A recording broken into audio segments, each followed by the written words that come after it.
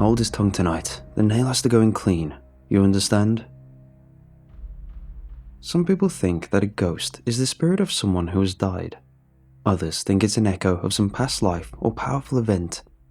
And there are plenty, of course, who think they are nothing at all.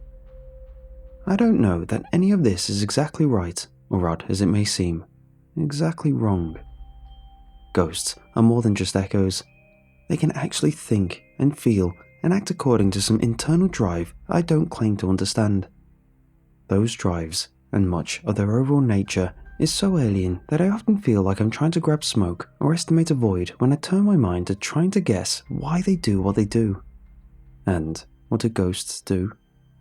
Well, often they seem much like an echo, a mindless, repeating sound wave that slowly fades as it travels through the rigors of time and space.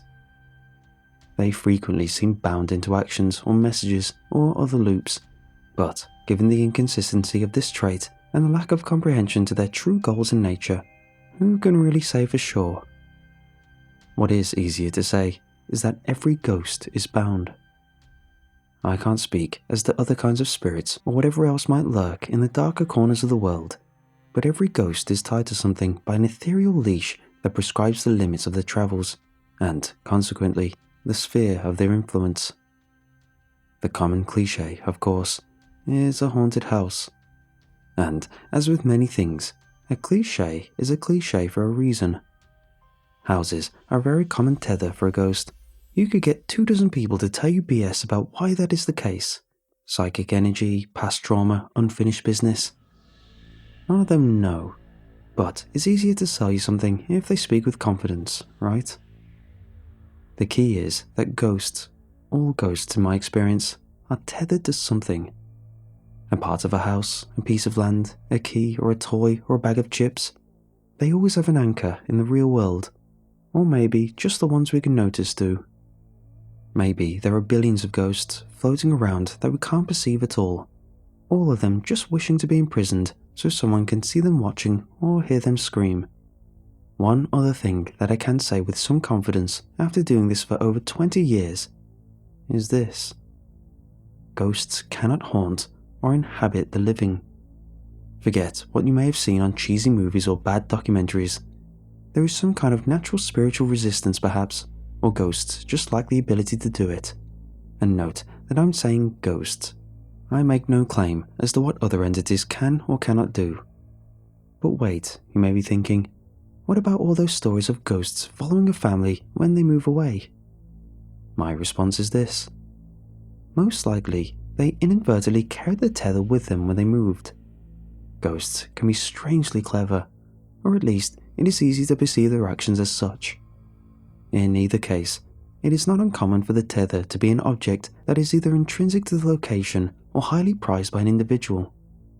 This occurs to a degree that is grossly statistically significant, suggesting that the tether is selected rather than randomly assigned or happened upon, and that the choice is based, at least in part, in maintaining the potency of and the audience for the haunting itself. I've never seen a roll of toilet paper become haunted, for instance, or a chip bag for that matter. That was my attempt at absurdist humour. Instead, ghosts tend to be tethered to things that will last and be around people. I think they not only want to be seen, they need to be. Based on research that was done in the early part of the last century, when tethers are removed from their natural environment and totally isolated for an extended period of time, the ghost bound to it fades away. Whether this means it is truly gone or just lacks the ability to haunt anymore, I couldn't say. But the salient point here is this. If the tether is removed, so is the ghost. The husband was sweaty and nervous as he glanced between his wife and me. Mr. Bergenson, this all sounds good. Great, I mean. Raking a hand through his greasy hair, he looked down at the picnic table we were sitting at.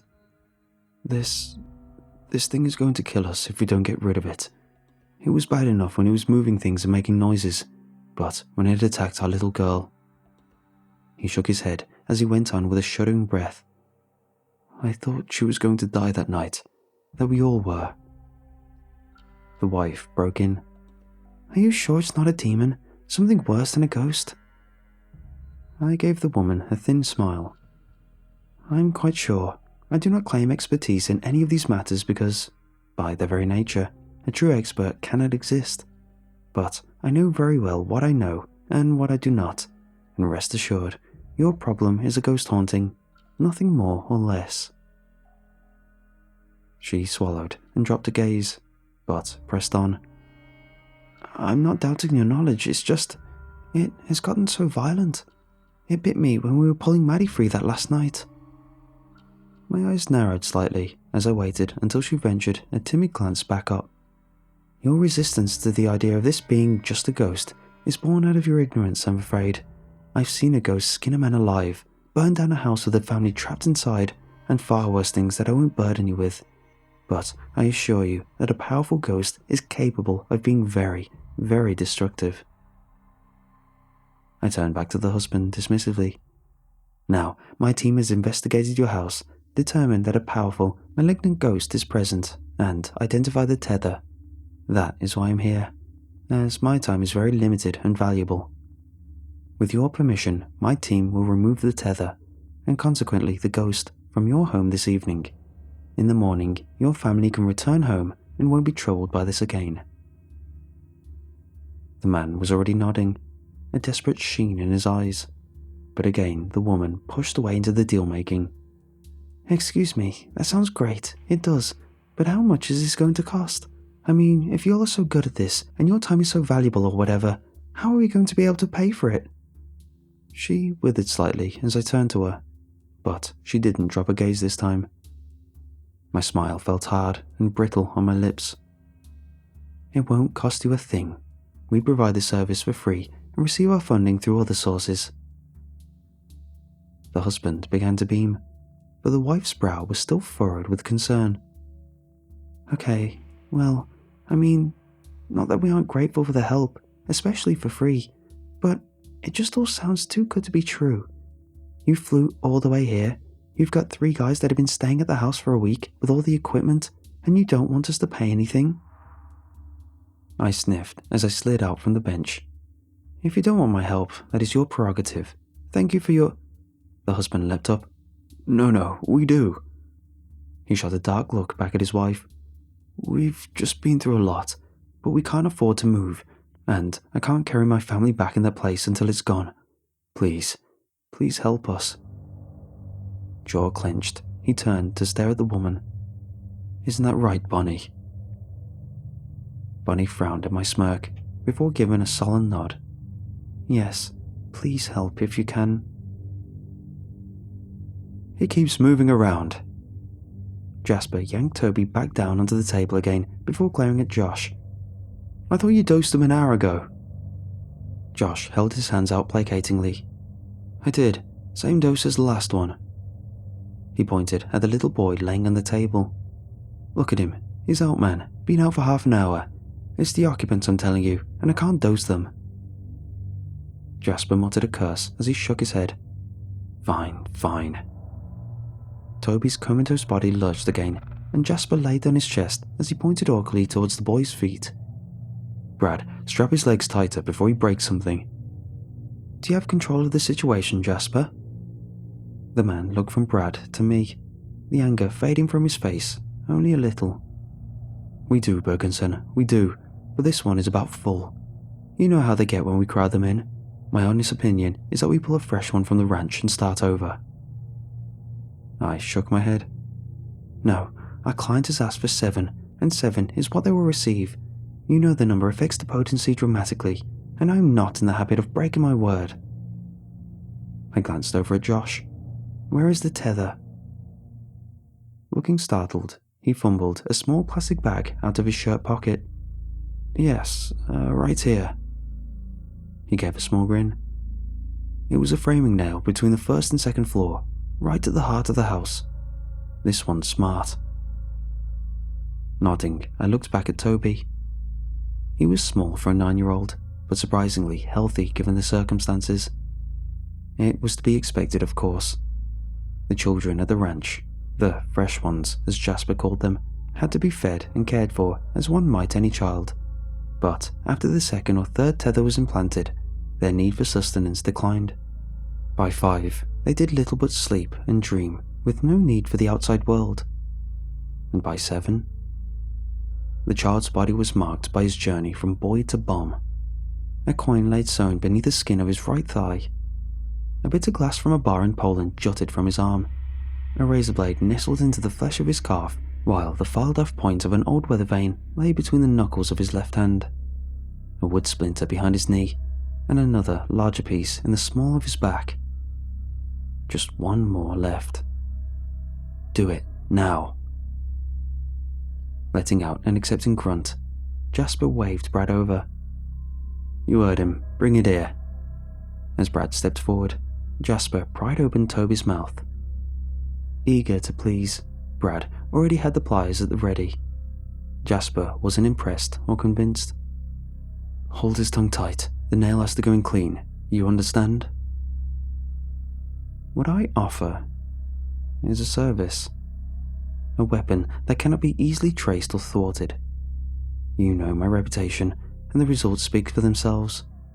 Chaos and destruction greater than any missile or assassin's bullet, but without the risk of failure, mitigation, or retaliation. The place you put this, it'll be poisoned. The people there, they will slowly rot from the inside, their minds, their hearts. In a week, they'll forever change. In a month, well, it'll be over in a month. And then? What if they just leave? You know, go somewhere else because they're scared. I stifled my irritation as I offered a smile. A reasonable concern, but unnecessary. What we have prepared, it doesn't manifest as a traditional haunting. These ghosts, they are trapped somewhere they don't want to be with other, similar entities they don't want to be around. They can't take out their frustration on the vessel physically. They need him alive and able to sustain them, and their overwhelming presence shuts down the body somewhat, would possibly kill if the entities didn't sustain him in turn. The vessel is forever asleep, protected and tormented and punished by the things he now carries in his meat and bones.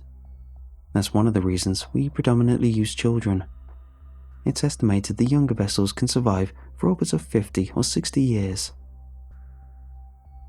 The ambassador seemed unconvinced, so I went on. The vessel comes in a container specifically designed to isolate him and the entities from the outside world. When you plant him where he is needed, all you need to do is remove the outer container and ensure he's left in a hidden place with at least slight airflow. They do still need to breathe, if only a little. The man frowned. Yes, we know well enough how to hide him. But you haven't answered my question. How is this different from a haunted house? Won't people just dismiss it or get scared and run away? I felt my smile hardening. I have a man who works with me. Name's Jasper. He's been with me for years. Rough around the edges, but professional, pragmatic, and not without moments of insight. I leaned across the polished desk towards the ambassador. He has a saying. Why do ghosts do what they do? Because they're damn insane. I leaned back. I call it miasma, the observable phenomenon where ghosts, when forced into close proximity, become more potent and, well, more insane, if you want to apply such terms to these things. They lose individual will and personalities. They devolve into a force more akin to radiation. It eats away at the minds and the souls of those within a certain radius, and it does so in a very insidious fashion. Not only will the afflicted not leave, they'll not want to leave. They'll keep drinking the poison until they can't take another drop. Crossing my legs, my smile was more earnest now. Put another way, this is a bomb you don't come back from. The man was sweating now. He'd already knew the truth, or I'd have never been retained. But like so many men, he wanted to talk and be convinced and show me how intelligent and powerful he was. And now he sat here, out of stupid questions and left with the reality of a world that was much deeper and darker than he could ever truly appreciate. I see, he swallowed. And the inner container. We leave that on permanently, right? I glanced at my phone when it vibrated. The final payment had just gone through. Nodding, I stood to leave. I would, yes. It offers no shielding from the things in there with him, but it does offer a great deal of acoustic buffer. The ambassador raised his eyebrow. Acoustic buffer? I started towards the door, but I stopped and looked back at him. For the screams. He may be asleep, but our little Toby never stops screaming.